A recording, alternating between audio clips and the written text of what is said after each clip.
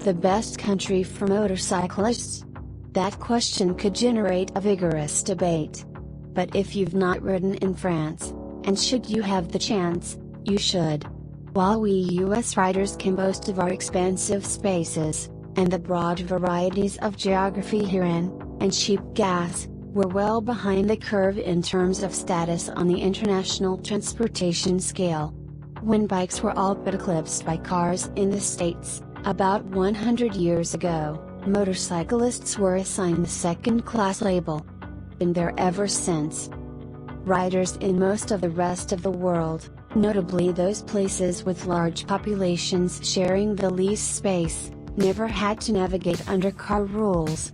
The concept of traffic control consisted largely of allowing all vehicles access to the space into which they would fit, preferably without nudging anyone else.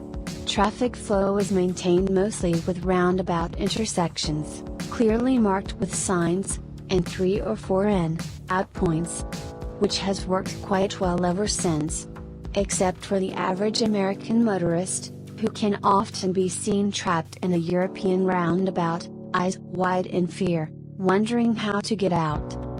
The rural roads in southern France are well maintained, lightly traveled and only slightly patrolled. Police use a mix of white Renault, Peugeot and Citroën sedans with blue graphics and a large bar of blue lights on top. The macadam's single white center lines are broken or solid, for passing and not. Impending curves are noted by both signs and painted arrows on the road.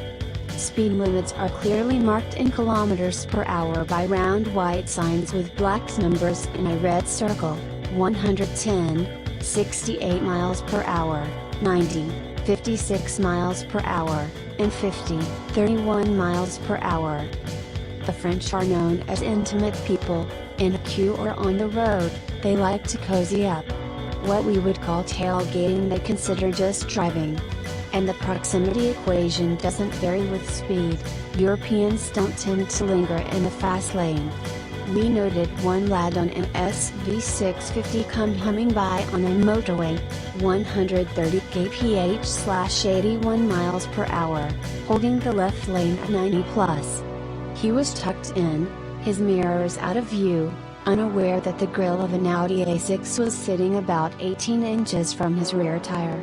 Which warrants a word about braking. The French are good at it.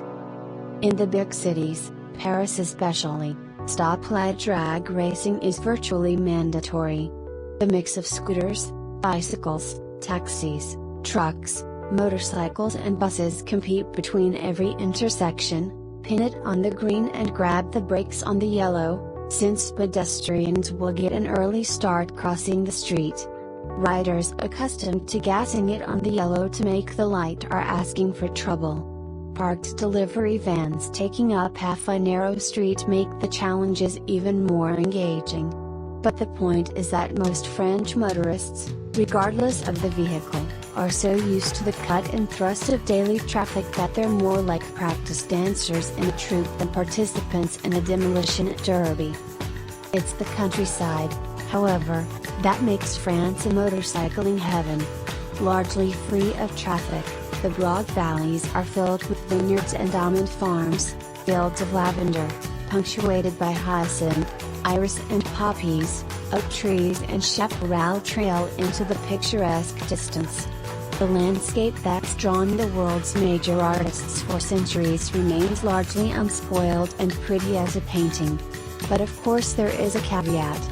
Veteran travelers from the pre-digital age will remember when a traffic or parking ticket abroad was no big deal. They were safely back home before it caught up, and even then could be safely ignored. Things have changed. Automated radar cameras in the slowdown zones approaching villages record and transmit the license number to Gendarme Central, which, with the complicity of rental car companies, can tack their fine on your credit card. Welcome home, sucker. The good news is that motorcycles are less readily identified, and the evidence is used routinely only in cases involving injury, property damage or exceptional stupidity. Nonetheless, the old revenue-generating speed trap has kept pace with technology. Unfortunately, we are partially subsidized by the car drivers, merci very much, which may simply be regarded as their tax for taking up so much of the road.